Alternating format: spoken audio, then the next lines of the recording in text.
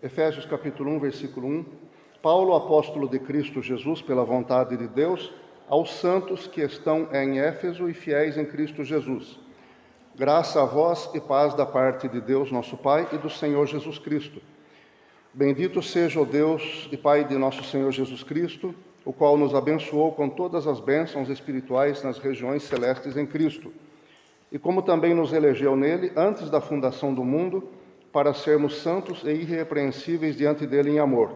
E nos predestinou para sermos filhos de adoção por Jesus Cristo, para si mesmo, segundo o beneplácito da sua vontade, para o louvor da sua glória, para o louvor da glória da sua graça, a qual nos deu gratuitamente no amado, em quem temos a redenção pelo seu sangue, a remissão dos nossos delitos, segundo as riquezas da sua graça, que ele fez abundar para conosco em toda sabedoria e prudência, fazendo-nos conhecer o mistério da sua vontade, segundo o seu beneplácito, que nele propôs, para a dispensação da plenitude dos tempos, de fazer convergir em Cristo todas as coisas, tanto as que estão nos céus como as que estão na terra. Nele, digo, no qual também fomos feitos herança, havendo sido predestinados conforme o propósito daquele que faz todas as coisas, segundo o conselho da sua vontade, com o fim de sermos, para louvor da sua glória, nós, os que antes havíamos esperado em Cristo, no qual também vós, tendo ouvido a palavra da verdade, o evangelho da vossa salvação, e tendo nele também crido, fostes selados com o Espírito Santo da promessa, o qual é o penhor da nossa herança para a redenção da possessão de Deus, para o louvor da sua glória. Até aqui. O restante do capítulo é assunto para a próxima lição, né?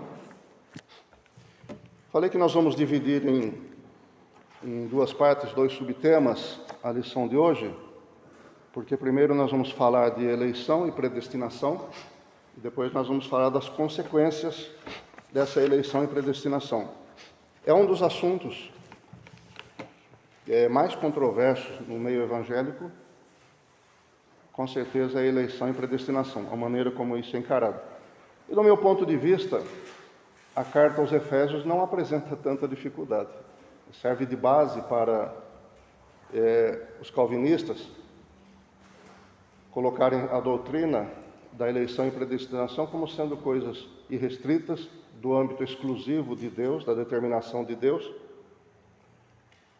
E eu acho que a carta aos Efésios pode ser bem explicada para mostrar o ponto de vista contrário. Há outras passagens na Bíblia que são mais complicadas do que essa e menos usadas, né, pelos calvinistas. Eu disse para os irmãos há 2 semanas que, tendo em vista que o pastor, que é comentarista da revista, já fez o seu comentário a respeito da eleição e predestinação do ponto de vista calvinista, então, e como os alunos aqui podem perfeitamente, devem ler em casa e se inteirar do assunto, inclusive pesquisar, então não é necessário chover no molhado e explicar muito a doutrina calvinista. De um modo geral, o que nós sabemos a respeito da proposta do calvinismo para o determinismo divino é que lá pelo final do século XVI, começo do século XVII, estava havendo uma controvérsia dentro da Igreja Reformada. A igreja que tinha muito mais destaque e preponderância na época é aquela que derivou dos ensinos de Calvino e outros assessores dele, porque tinha muita projeção política, dominavam cidades inteiras, na verdade até faziam o próprio governo. E, como eu já também falei alguns meses atrás, os calvinistas propuseram para o povo que a prosperidade era um sinal da bênção e de que Deus havia escolhido pessoas para irem para o céu. Eles queriam com isso impulsionar o desenvolvimento da sociedade, que estava saindo do feudalismo, e colocar a sociedade em regime de prosperidade e de estudo. De fato, os calvinistas abriram muitas escolas se preocuparam em alfabetizar as populações, abriram seminários teológicos, foram muito dedicados ao ensino, não apenas ao ensino teológico, mas ao ensino em geral. E diziam para o povo que a prosperidade não era um pecado. Ser rico, ter dinheiro, ter empresa não era pecado, pelo contrário, era um sinal de que Deus tinha escolhido essa pessoa para ser salva. Então houve uma corrida do ouro, né? Uma corrida frenética dos cristãos da época para confirmar sua eleição. Trabalhavam muito, procuravam juntar dinheiro, abrir empresas, ter capital. Isso ficou no imaginário popular de muita gente e formou um pensamento. Eu estava falando da controvérsia que houve naquela época, no final do século XVI para o começo do século XVII. Porque se levantou uma facção dentro da Igreja Reformada dizendo que essa proposta estava errada, que a interpretação que Calvino tinha feito dos escritos de Agostinho estava errada. Eles acreditavam que Agostinho era um predestinista, quer dizer, predestinação fatalista, achavam que Deus determinava o destino, escolhia quem ia ser salvo e pronto. E esses contradizentes diziam que não, essa interpretação está errada e Agostinho não era um predestinista. Ele defendia, sim, o livre-arbítrio humano. A controvérsia, na época, gerou uma sistematização pelos calvinistas e que colocaram suas propostas no acróstico.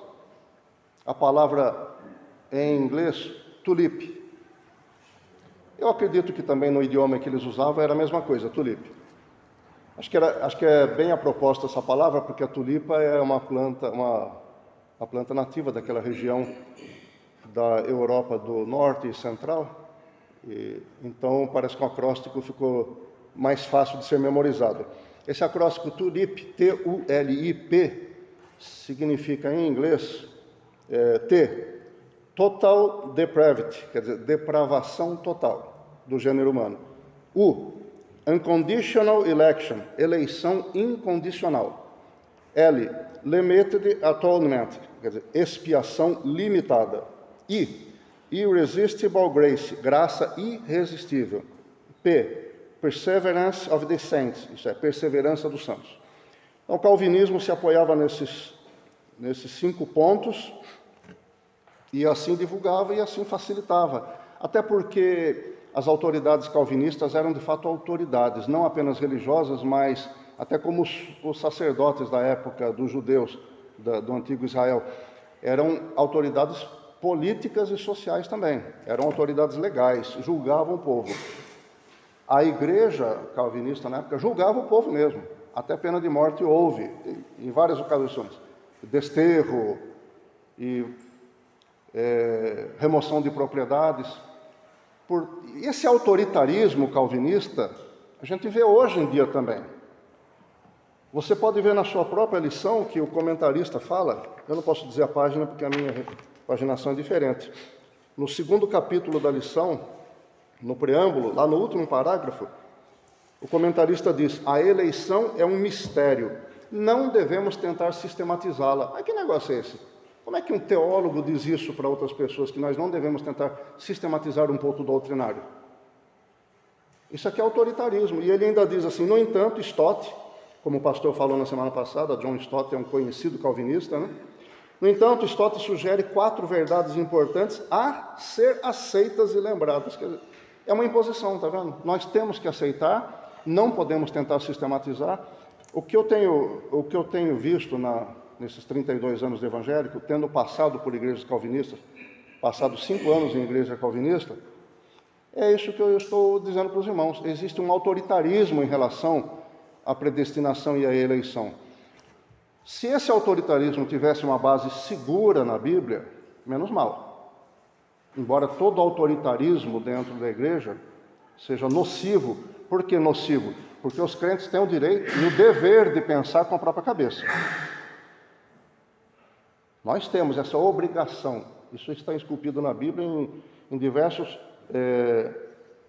instâncias na Bíblia. Uma delas é aquela passagem de Paulo pregando aos bereanos, que ouviam a pregação de Paulo, depois iam para casa consultar as Escrituras para ver se Paulo tinha pregado de acordo com a Bíblia. E a Bíblia chama esses bereanos de mais nobres, porque eles consultavam a Bíblia para ver se o apóstolo estava ensinando a coisa certa. Então você tem a obrigação de pensar com a sua cabeça. Você tem um dever. Bem-aventurado o varão que na sua lei medita de dia e de noite. Então é dever do crente fazer isso. Ah, mas isso pode gerar confusão. Bom, para os preguiçosos de pensamento isso é uma verdade, e para aqueles que não querem confronto entre verdade e erro também é uma verdade. Isso se aplica. Mas para os crentes que querem progredir na palavra de Deus, que querem aprender mais, não pode haver medo de aprender e de discutir o assunto. O desenvolvimento teológico da humanidade, do cristianismo, se baseou nisso, em alguém estudar e discutir com outros que estudam também, para ver se chega a um denominador comum. E nessa época, fim do século XVI, começo do século XVII, houve uma controvérsia, e aí se separaram os crentes da época em dois partidos, os calvinistas e os arminianos. Os calvinistas, derivado do nome de Calvino, e os arminianos de um bispo chamado Jacob Arminius. E não houve acordo, porque os arminianos queriam que a igreja reformasse seu pensamento para se adequar ao que eles diziam ser a verdade. E como não houve esse acordo, então houve uma certa divisão, uma divisão teológica, vamos dizer assim, não uma divisão entre religiões. Então nós vamos passar agora a analisar e ver por que é que os calvinistas se baseiam nessa passagem para dizer que Deus escolhe de antemão quem vai ser salvo e quem não vai ser salvo e predestina para a salvação ou não. Bom, do ponto de vista calvinista, essa passagem, versículo 4, define isso. E como também nos elegeu nele antes da fundação do mundo. Quer dizer, antes de nós nascermos, antes do mundo ser criado, Deus já conhecia a humanidade e escolheu. Agora uma bifurcação. Deus escolheu primeiro, segundo os calvinistas, quem seria salvo e quem não seria. Segundo os arminianos, outra coisa que nós vamos discutir já. E no versículo 5, e nos predestinou para sermos filhos de adoção por Jesus Cristo, para si mesmo. Bem, aqui estão os pontos de controvérsia, e esse trecho para mim não é tão difícil como outros que eu falei para vocês. Por que isso? Porque quando diz que Deus nos elegeu antes da fundação do mundo, os calvinistas esquecem essa palavrinha que está aí no meio, que eu não falei agora. Nele. Deus nos elegeu nele, antes da fundação do mundo. É como se, por exemplo, você trabalha numa grande empresa, digamos que seja no setor de comércio de uma grande empresa.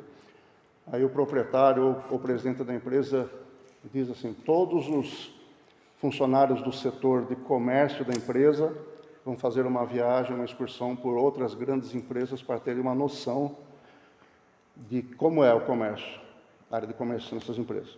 Então ele já elegeu um grupo, na verdade, para fazer essa viagem. E predestinou dizendo: quando voltarem, vocês vão fazer uma prova para demonstrar capacitação e vão receber uma promoção. E predestinou para essa promoção. Aí, você que trabalha nessa empresa, antes dessa viagem, você é transferido do setor, ou pede demissão da empresa, ou você se demite, sei lá. Ué, onde foi parar a eleição e a predestinação? Você não vai mais para a viagem.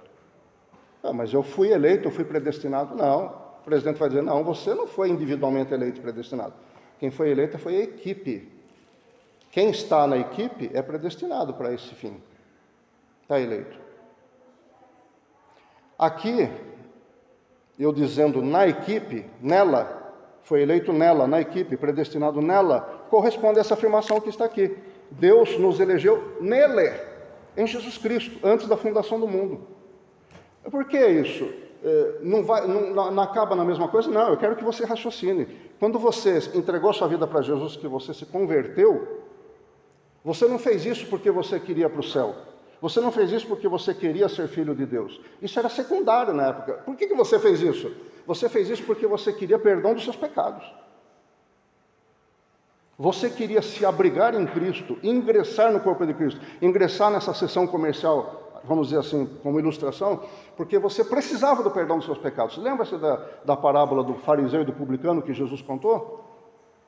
O publicano estava lá batendo no peito, ele não estava pedindo para ir para o céu, não estava pedindo para receber herança, não estava pedindo para ter dons espirituais, não estava pedindo nada, ele estava pedindo misericórdia de mim, porque eu sou pecador. Então, quando você se entregou para Jesus Cristo, a menos que você tenha sido uma pessoa interesseira, não, eu estou ouvindo os crentes falar que tem uma herança, eu estou ouvindo falar que os crentes têm muita alegria, eu estou precisando disso. Isso é ser interesseiro, porque você está deixando os pecados do lado para ver as coisas secundárias. Mas eu creio que aquele que entregou sua vida com sinceridade para o Senhor Jesus, o fez porque ele estava condenado, porque estava desagradando Deus com seu comportamento, porque é pecador e estava rompido com Deus, e fez como fez o publicano: tem misericórdia de mim, porque eu sou pecador. Quando fez isso, foi aceito pelo Senhor e ingressou no corpo de Cristo. Quando ele ingressou no corpo de Cristo, ele recebeu a marca dessa eleição, porque Deus elegeu todos que estão em Cristo, aqui diz, elegeu nele, elegeu todos que estão em Cristo para serem filhos dele. Aí você vai falar assim, mas uma coisa não é consequência da outra? É porque Deus fez assim, é porque Deus fez de antemão, porque você não procurou Jesus para essas coisas, você procurou apenas para receber perdão dos pecados, e estando em Jesus Cristo, você entrou na sessão comercial, né? É como aquela sessão. Ah, tá. Quer dizer que eu não vou mais para essa viagem porque eu pedi demissão. Vai alguém no meu lugar? Ah, vai. Se o patrão admitir alguém e colocar na sessão comercial, ele entra na eleição para a viagem e para a promoção. Por isso que eu estou dizendo que essa passagem aqui não é tão difícil. É apenas a gente tomar cuidado com as palavras que estão aqui, que são ignoradas pelo calvinismo. Então Deus nos elegeu nele, em Jesus Cristo, antes da fundação do mundo, para sermos santos e irrepreensíveis diante dele em amor. Isto é, como se Deus dissesse: todos aqueles que ingressarem no corpo do meu filho são predestinados para serem santos e irrepreensíveis diante dele em amor. Bom, aqui então aludiria ao último ponto do Tulipe, que é a perseverança dos santos. Esse é um assunto que o pastor disse que vai tratar com a igreja, tá?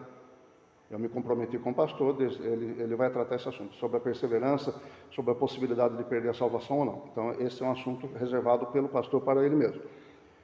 Eu vou apenas comentar os outros 4 na medida em que a gente for tratando da palavra. Então, aconteceu isso. Deus falou: ó, você está perdido? Quer o perdão dos pecados? Venha. Aí a pessoa aceita Jesus. Quando aceita Jesus, entra na esfera de ser trabalhado, treinado para ser um bom empregado, né? Fazendo paralelo com a sessão comercial, para receber o seu salário no fim do mês, o 13º no fim do ano, para ter direito a férias remuneradas, né? 1/3 de férias e tudo mais. Fora ele tem esse direito? Não. Ele foi chamado lá para receber férias, para receber o 13º? Não. Ele foi chamado para o perdão dos pecados. E aí, nele, em Cristo, ele passa a ter esses, entre aspas, direitos. E nos predestinou para sermos filhos de adoção por Jesus Cristo para si mesmo. Isto é, Deus escolheu aqueles que estão em Cristo Jesus para receber como filhos. Aí você pode alegar várias outras passagens da Bíblia que são mais controversas, mais complicadas do que essa, mas eu posso falar também várias coisas. Por exemplo, Deus não escolheu seus filhos. João capítulo 1 diz isso: Jesus veio para os que eram seus, mas os seus não o receberam. Onde está a eleição aí, gente? A eleição incondicional?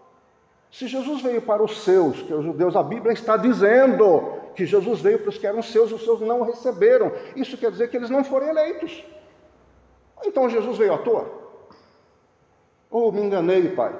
Eu vim para os que eram meus, mas os meus não me receberam. E agora? Cadê a eleição incondicional?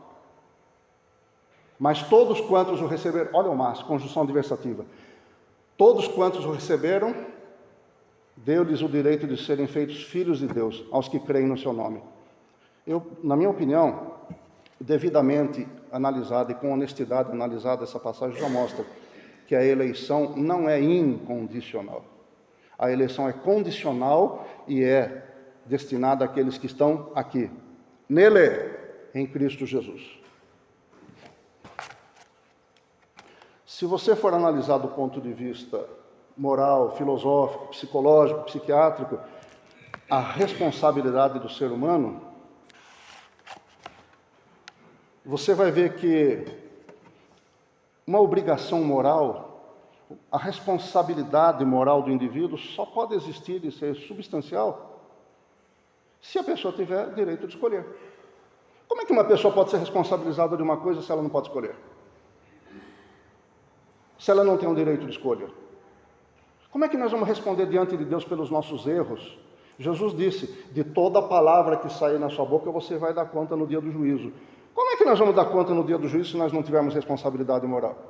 E se nós não temos responsabilidade moral, se nós temos responsabilidade moral, significa que nós temos o direito de escolher, porque senão seria uma injustiça, não seria? Como é que eu vou dar conta da palavra da minha boca se eu não tenho direito a escolher? Então essa ideia de depravação total também cai por terra aqui, porque no item depravação total os calvinistas dizem que o morto não tem condições de fazer boas escolhas. Ué, então o morto tem condição de fazer boa escolha? Má escolha, então ele tem direito? Ele tem condições de fazer? Olha uma contradição lógica. Quer dizer que todos aqueles que se casaram e são felizes e amam seus cônjuges e têm filhos e que fazem boas coisas, antes de se converter, não fizeram uma boa escolha porque estavam mortos nos seus pecados? Essa ideia da depravação total, até filosoficamente falando, não se sustenta. Mas é preciso inventar subterfúgios filosóficos para sustentar a ideia da eleição irrestrita e da eleição incondicional e da predestinação irrestrita. E quando você chega e fala para os estudiosos do calvinismo, aqueles que estudam mais profundamente, você diz, gente, o que você está propondo não tem substância, não é razoável. O que é que eles dizem? Dizem coisas como essa que nós lemos aqui. Não devemos sistematizar a doutrina da eleição. Essas verdades têm que ser aceitas e lembradas. Autoritarismo. Eu estou dizendo isso de cadeirinha, porque passei 5 anos numa igreja calvinista. E é assim mesmo. Parece uma tirania. Tem que falar isso o tempo todo. Não pode deixar escapar uma oportunidade. É uma situação difícil. Eu tenho livros calvinistas que falam sobre eleição e predestinação, em que o pensador, o teólogo, diz que quando chega esse ponto em que a explicação racional não dá conta do calvinismo, nós devemos ficar quietos. Eles dizem, nós temos que ficar quietos porque o raciocínio de Deus é diferente do raciocínio humano. Pelo amor de Deus. Isso é brincar com a nossa inteligência, isso é desrespeitar aqueles que querem raciocinar. Por isso que eu estou dizendo que isso é uma tirania. Estão querendo enfiar a goela abaixo o calvinismo e dizer, ó, fique quieto, aceite. Quem está falando é gente superior a você que estudou mais, só engula e fique quieto. Por isso que eu digo para os irmãos, estudem. Que nós precisamos aprender, não é aprender apenas com aqueles que falam. Nós precisamos aprender raciocinando, pedindo misericórdia a Deus. Está difícil? Jejue, ore, clame ao Senhor, bota o joelho no chão, peça a direção de Deus. Pois não, pastor.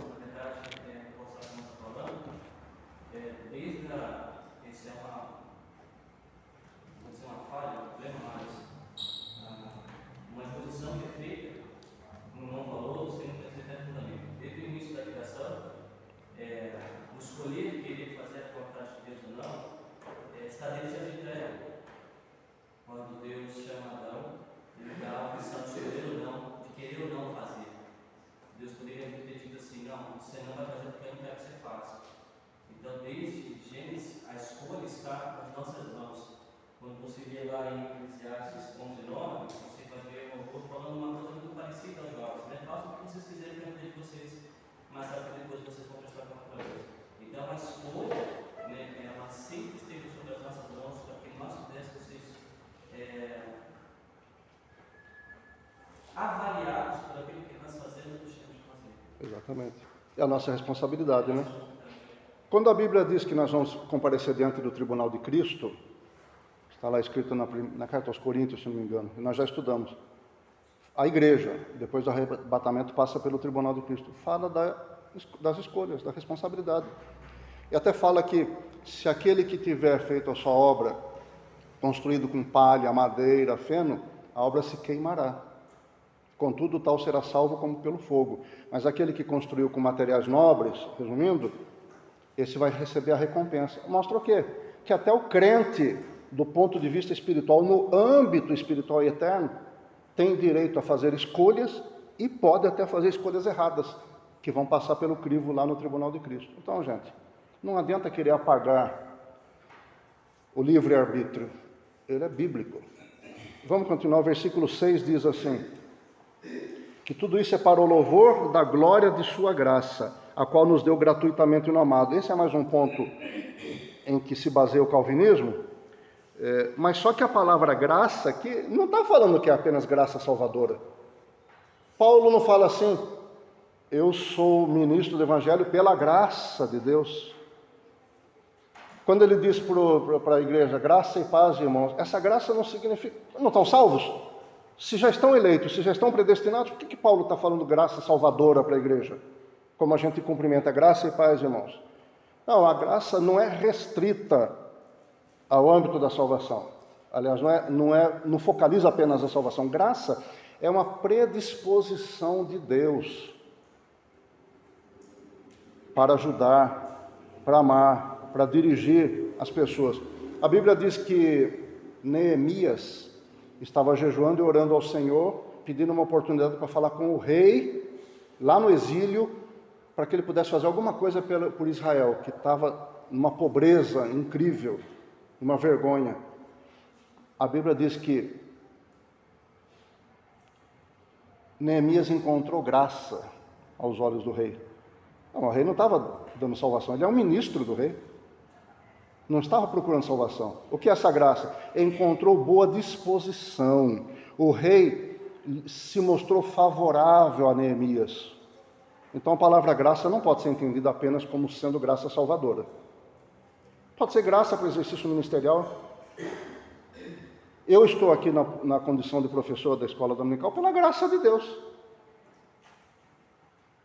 Porque aprove a Deus me chamar e falou, você não vale nada, vem cá, irmão, não vale nada, é um burro, mas eu vou trabalhar na sua vida, eu vou permitir você fazer isso. A graça de Deus. Eu merecia isso? Não, porque graça é favor imerecido. Assim como a salvação, assim como os benefícios que Deus me dá, assim como quando eu tenho uma grande dificuldade, eu suplico misericórdia ao Senhor e Ele estende a mão e resolve o problema, isso é tudo pela graça de Deus.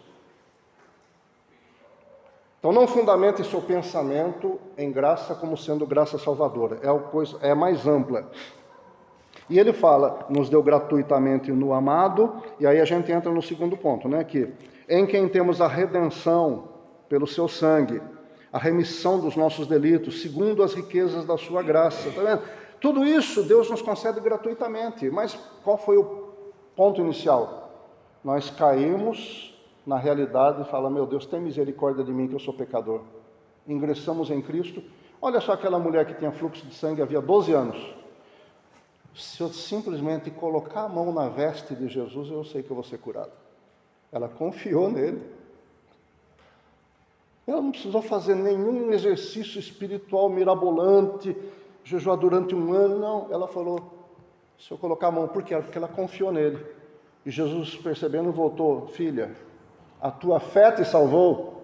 Ela foi curada, mas ela teve fé no Senhor, a tua fé te salvou. Ou será que Jesus disse, fique tranquila, você foi curada e você foi eleita. Foi isso? Aí nós vamos ver nas próximas lições que também existe um outro ponto em que o calvinismo se apoia, dizendo assim que nós somos justificados mediante a fé. Isso não vem de vós, é dom de Deus. Os calvinistas dizem que a fé salvadora é dom de Deus. Não. Isso é dom de Deus, está falando da salvação, não está falando da fé. É mais um erro cometido. Mas esse erro ficou tão descarado que o próprio comentarista calvinista reconhece aqui. Ele diz que refere-se à salvação. A salvação é dom de Deus, não a fé. Por que isso? Por que eu não posso dizer que a fé salvadora é um dom de Deus?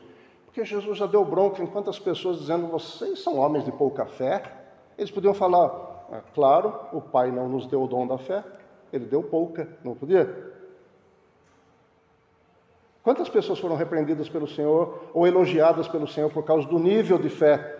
Aquela mulher sírio-fenícia, olha, mas nem em Israel eu encontrei tamanha fé. Mas por que ele estava elogiando se ele não devia elogiar o Pai? Então, Pai, olha, obrigado, o Senhor deu essa fé para a mulher aqui. O Senhor não deu fé para esses meus discípulos, homens de pouca fé, porque duvidastes e não crestes. O Jesus não reclamou do Pai, reclamou das pessoas. Por quê? Porque o exercício da fé que leva à salvação é obrigação nossa. Está ligada com o nosso livre-arbítrio. Você vai falar assim, mas quer dizer que uma pessoa que não crê em nada, de repente pode começar a crer em Deus? Calma. A Bíblia também diz, eu acho que é no livro de Eclesiastes, a Bíblia também diz que Deus colocou a eternidade dentro do ser humano. Você e eu já nascemos com a possibilidade, nascemos com o Espírito vivo, morreu quando nós pecamos. Nós nascemos com a possibilidade de crer em Deus. E a Bíblia também fala em Romanos capítulo 1, que, já estudamos isso, hein? Toda a natureza, todas as coisas criadas apontam para Deus, para que os pagãos fiquem indesculpáveis. Quer dizer que é possível ao ser humano crer em Deus apenas olhando a sua obra criadora. Então isso não é dever de Deus, é dever do ser humano.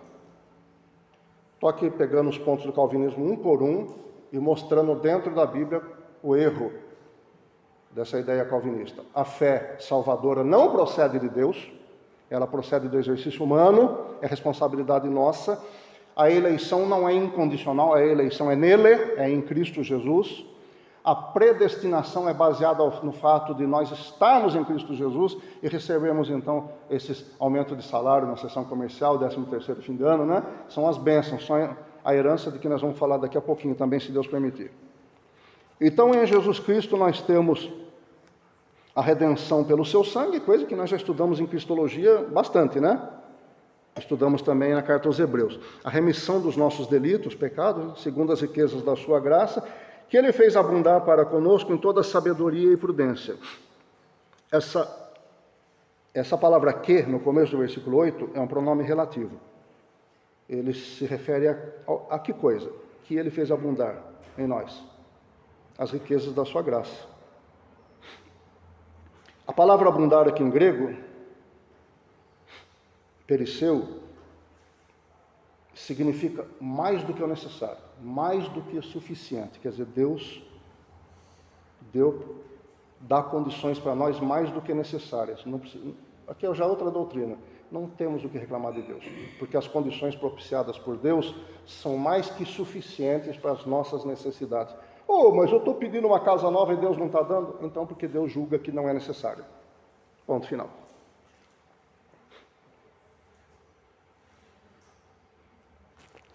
Fez abundar para conosco em toda sabedoria e prudência. Prudência aqui é discernimento, inteligência, compreensão. E interessante que esse comentarista aqui diz que essa sabedoria e essa prudência dizem respeito a Deus, a sabedoria de Deus e prudência de Deus. Eu não consigo encaixar a palavra prudência em conexão com sabedoria de Deus. Eu entendo aqui que Paulo está dando uma indireta nos gnósticos, dizendo que Deus nos concede em Cristo e faz abundar em nós a sabedoria e a prudência para o nosso comportamento, como nós já estudamos na semana passada, na semana anterior, no final da carta aos Colossenses. São fatores concedidos pela graça, fazem parte da herança. Deus concede sabedoria e prudência para nós. Agora, todo mundo que recebe sabedoria de Deus exerce? Todo mundo que recebe prudência de Deus exerce? Não, né? E até quem exerce muitas vezes deixa para trás e acaba fazendo besteiras, não é não? Por quê? Se Deus concedeu isso de graça. Por quê? Até quem recebe sabedoria muitas vezes deixa para trás e faz burrice, e até quem recebe prudência muitas vezes deixa para trás e faz coisas altamente inconvenientes, imprudentes. Por quê?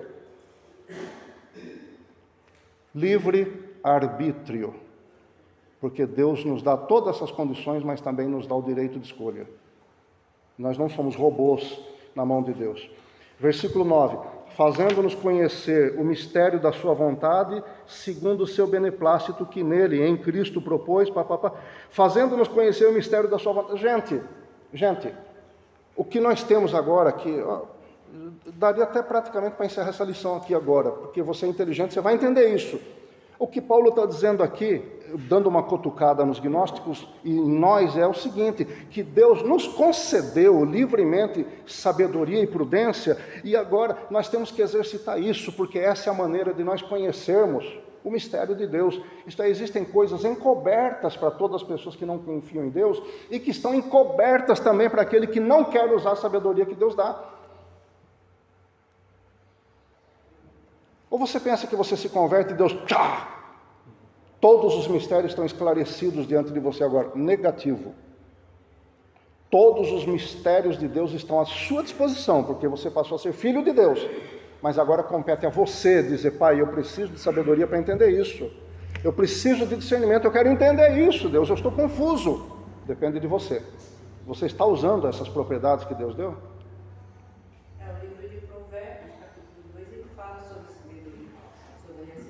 Por favor, irmão, fala para os irmãos lá do fundo ouvirem também.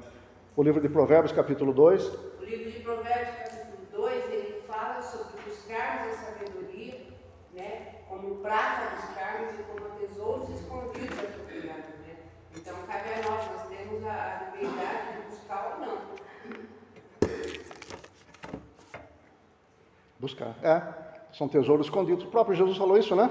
O homem descobre que tem um tesouro num campo, ele vende tudo que tem para poder comprar aquele campo e tomar posse do tesouro. Depende de nós, é do nosso esforço, é investir o que temos para receber, para conhecer o tesouro de Deus.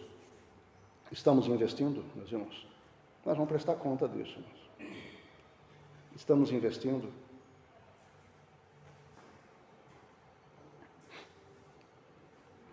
Segundo o beneplácito que nele, em Cristo, propôs, está vendo aqui que as coisas estão convergindo para o fato de estar em Cristo?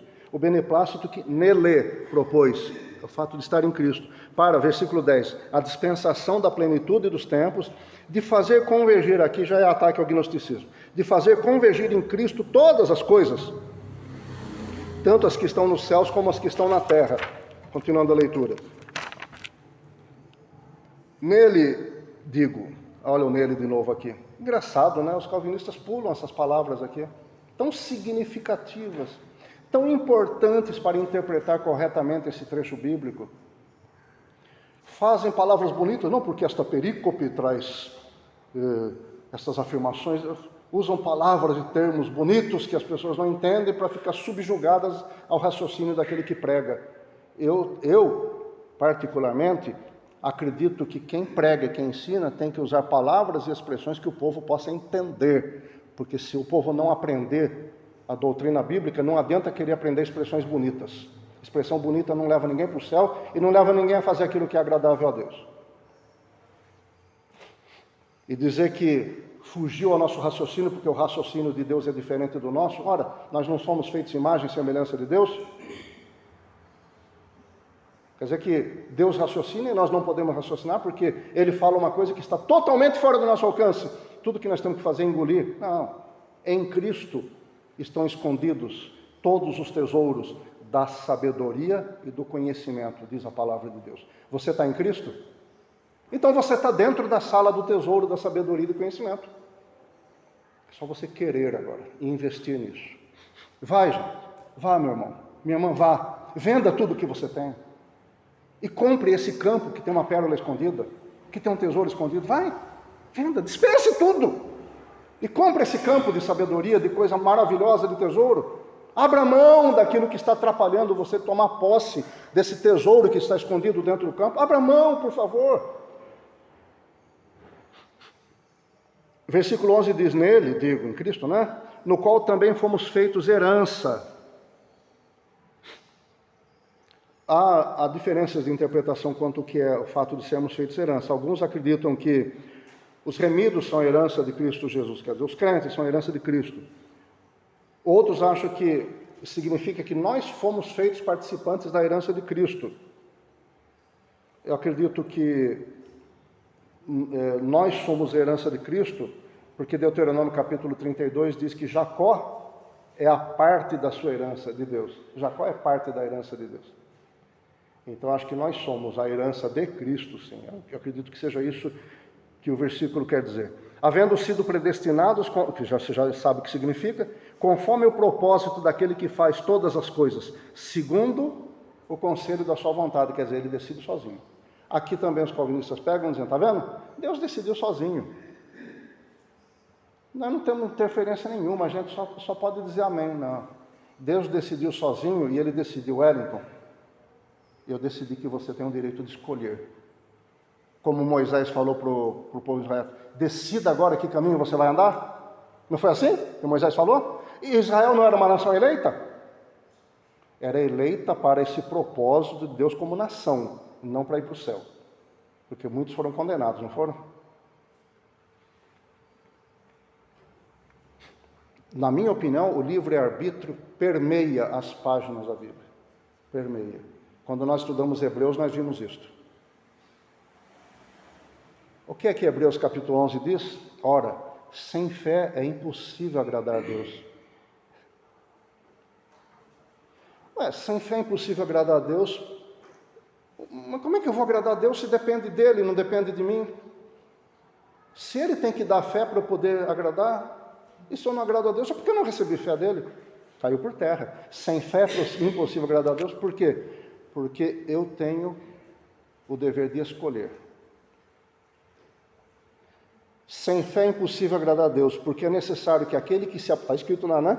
Que aquele que dele se aproxima, creia que ele existe e que é galardoador daqueles que o buscam.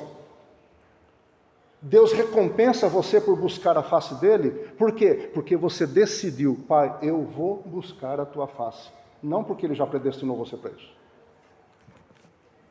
Se ele tivesse predestinado você para fazer isso, você querendo ou não, que é a predestinação irrestrita, que galardão você ia receber? Porque você está fazendo porque não tem alternativa, você está fazendo porque Deus já fez você desse jeito, acabou. Não vai receber prêmio por fazer uma coisa que você não decidiu fazer? Pode anotar se quiser, Hebreus capítulo 11.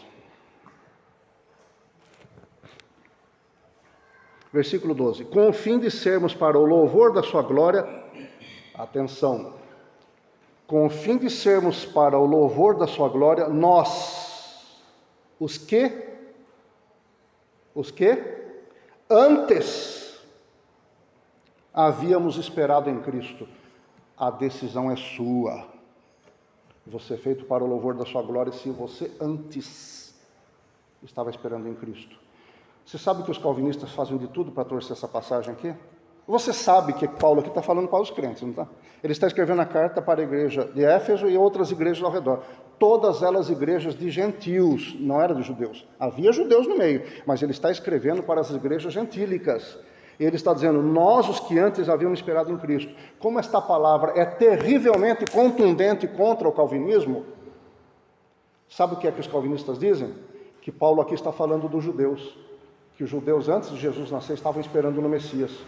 Gente, isso aqui se chama exegese.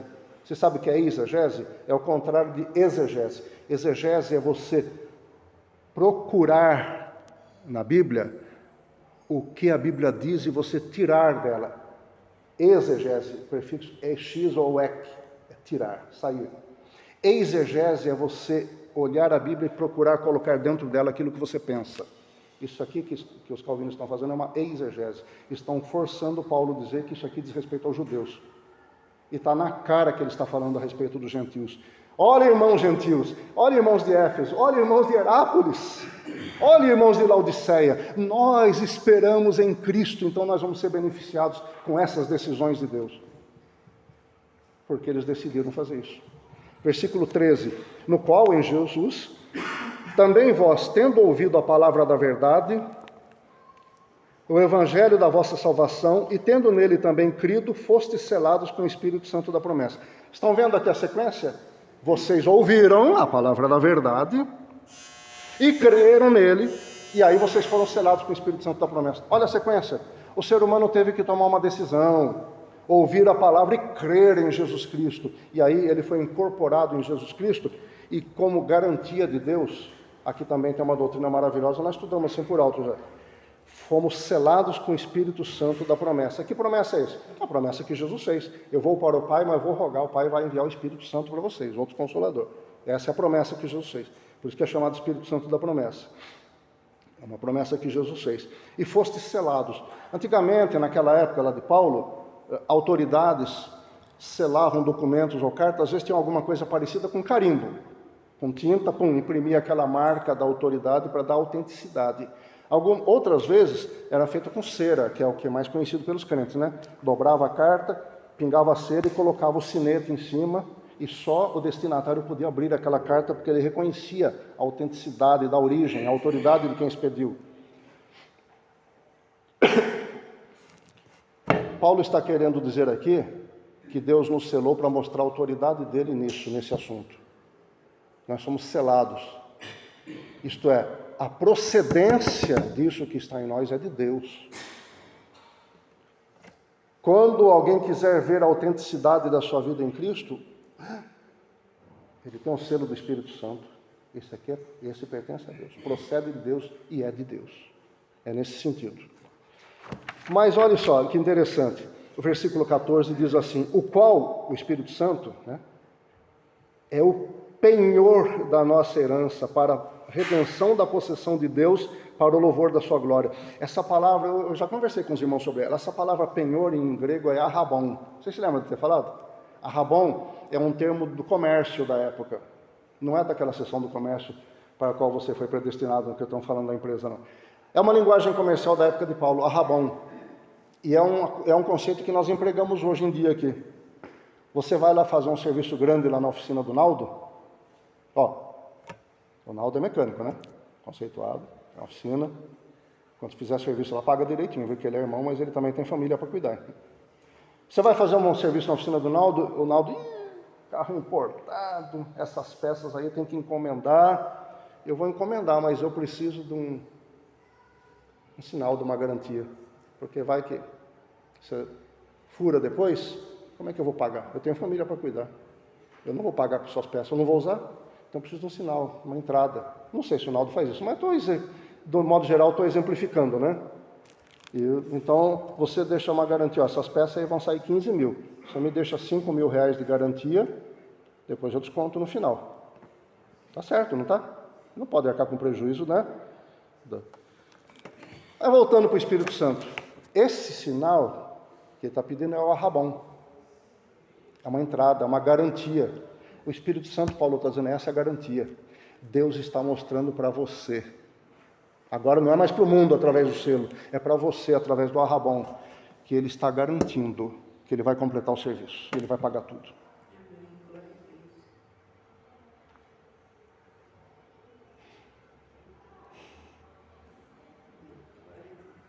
Deus precisava fazer isso? Mas ele fez, gratuitamente. Deus prova o seu amor para conosco.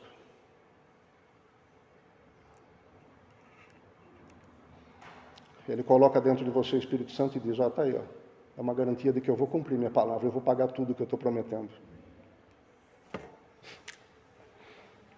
Meus irmãos, voltando ao começo para nós encerrarmos, tudo isso, coisas maravilhosas, estão à nossa disposição, se nós quisermos. Quando você procurou Jesus, você procurou porque eu perdido pecador, longe do meu Senhor, não era isso? Perdido pecador, você procurou Jesus por causa disso. Porque sua situação interna miserável dizia, não tem jeito, aí Senhor, tem misericórdia de mim, foi por isso. A partir disso, você entrou num universo novo, numa realidade nova.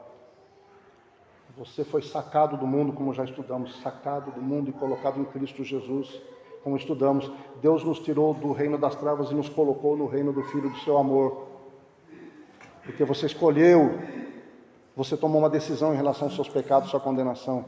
Agora todos esses benefícios estão à sua disposição e Deus pega e está aqui o meu selo, o Espírito Santo, para o mundo ver que você é meu e para você não duvidar de mim e você saber que eu estou dando uma entrada, um sinal, uma garantia e que você vai receber tudo isso. Permaneça. Amém? Deus abençoe, irmãos.